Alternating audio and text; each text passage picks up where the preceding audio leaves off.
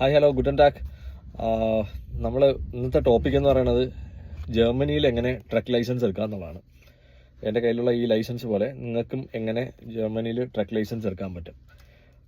മിക്കവാറും നമ്മുടെ നാട്ടിൽ നിന്ന് വന്നിട്ടുള്ള ആൾക്കാർ, മലയാളികൾ കൂടുതലും വന്നിട്ടുള്ളത് മാൾട്ടയിൽ നിന്നും പോളണ്ടിൽ നിന്നും അല്ലെങ്കിൽ ലിത്വാനിയ, ലാത്വിയ അങ്ങനത്തെ കൺട്രീസിൽ നിന്നാണ് കൂടുതലും ജർമ്മനിയിലോട്ട് വന്നിട്ടുള്ളത്.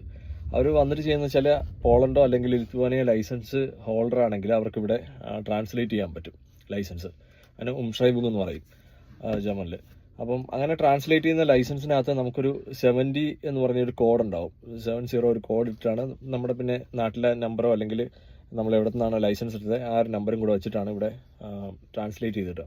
പക്ഷെ അതല്ലാതെ നിങ്ങൾക്ക് ഡയറക്റ്റായിട്ട് എക്സാം എഴുതി തിയറിയും പ്രാക്ടിക്കലൊക്കെ എഴുതി നമുക്ക് ലൈസൻസ് എടുക്കാൻ പറ്റും.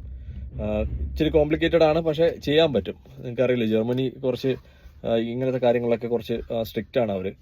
അപ്പോൾ അതുകൊണ്ട് നമുക്ക് ലൈസൻസ് എടുക്കാനായിട്ട് കുറച്ച് കോംപ്ലിക്കേഷൻസ് ഉണ്ടെങ്കിലും അച്ചീവ് ചെയ്യാൻ പറ്റുന്ന കാര്യമാണ്. അത് ഉറപ്പായിട്ടും നമ്മൾ അങ്ങനെ ഭയങ്കര വലിയ സംഭവമൊന്നുമല്ല. ഞാനിപ്പോൾ ഇത് ഞാൻ കഴിഞ്ഞ വർഷമാണ് എടുത്തത്.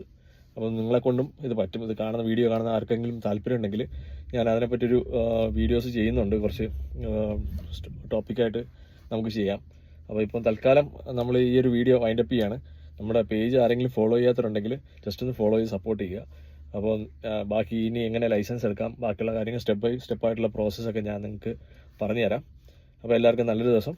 ചൂസ്.